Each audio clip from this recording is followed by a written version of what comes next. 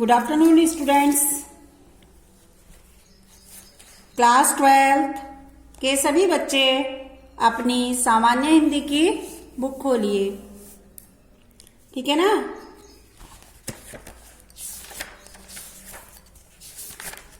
प्यारे बच्चों, हम इससे पहले आपको फर्स्ट चैप्टर से पहले आपको अति लघु उत्तरीय प्रश्न दिखा चुके हैं और बहुविकल्पीय प्रश्न भी आपके पूर्ण हो चुके हैं। अब आप आइए फर्स्ट चैप्टर पर। आपका फर्स्ट चैप्टर है राष्ट्र का स्वरूप और ये किसने लिखा है? वासुदेव शरण अग्रवाल ने। तो आइए सबसे पहले हम वासुदेव शरण अग्रवाल की जीवनी पढ़ें, इनका कुछ संक्षिप्त परिचय आपको दें, ठीक है।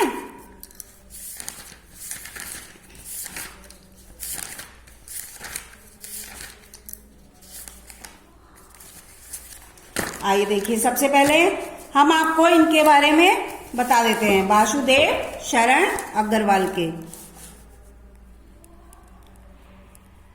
वासुदेव शरण अग्रवाल जीवनी देखिए, इनकी संक्षिप्त परिचय देते हैं पहले।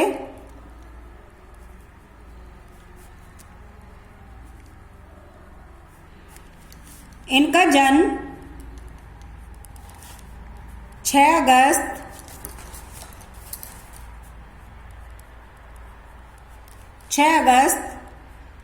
1904 ईस्वी को खेड़ा गांव में हुआ।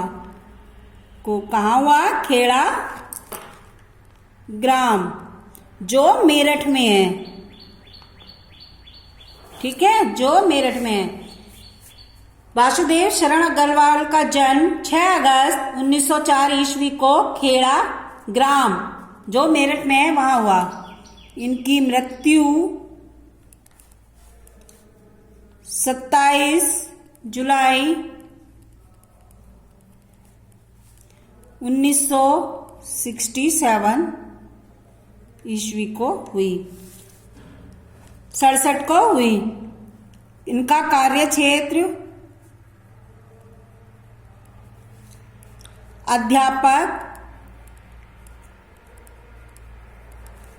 एवं लेखक रहे बस ये,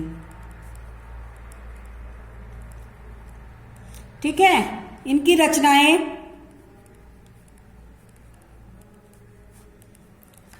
पृथ्वीपुत्र,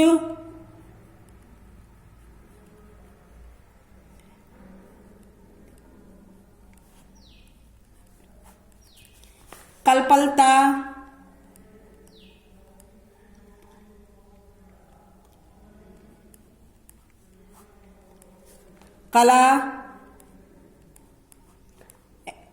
कला और संस्कृति,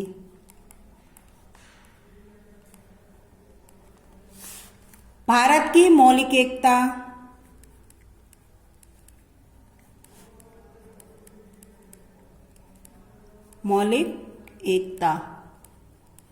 माता भूमि,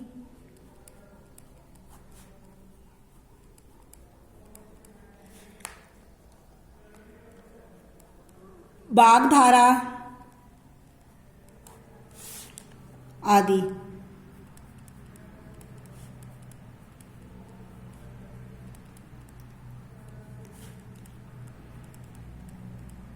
ठीक है, इनकी रचनाएं हैं पृथ्वीपुत्र, कल्पलता, कला और संस्कृति, भारत की मौलिक एकता, माता भूमि, बागधारा आदि निबंध संग्रह है, ठीक है। आइए अब हम आपको इनके विस्तार के से बता दें इनके बारे में।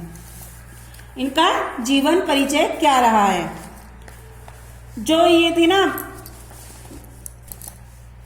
डॉक्टर वासुदेव शरण अग्रवाल, पुरातत्व और भारतीय संस्कृति के अमर विख्याता।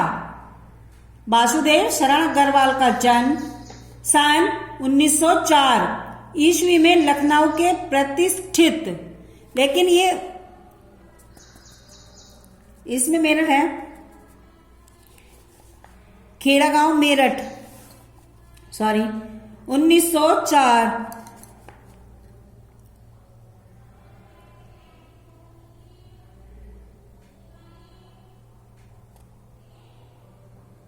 इनका जन्म तो हुआ था वहां मेरठ में, लेकिन इनका बाल्यकाल जो है वो लखनऊ में बीता। ठीक है ना। 1904 ईस्वी को हुआ था। कहा? मेरठ में, मेरठ जनपद के खेड़ा गांव में। डॉक्टर वासुदेव शरण अग्रवाल का जन्म मेरठ जनपद के खेड़ा गांव में 6 अगस्त 1904 ईस्वी को हुआ, लेकिन उनका बाल्यकाल लखनऊ में बीता या व्यतीत हुआ। बचपन से ही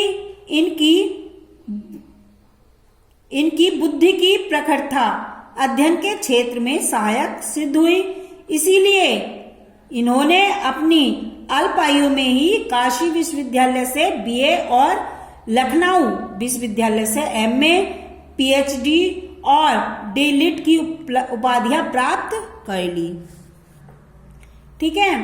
इनके अध्ययन और पुरातत्व विभाग में विशेष रुचि के कारण ही इन्होंने काशी हिंदू विश्वविद्यालय ने पुरातत्व एवं प्राचीन इतिहास विभाग के अध्यक्ष पद का कार्यभार सौंप दिया। जो मतलब इनकी रुचि थी इसमें, अध्ययन और पुरातत्व विभाग में अधिक रुचि होने के कारण जो काशी हिंदू विश्वविद्यालय ने इन्हें पुरातत्व एवं प्राचीन इतिहास विभाग के अध्यक्ष पद का कार्यभार सौंप दिया। बाद में ये आचार्य पद पर आसीन हुए।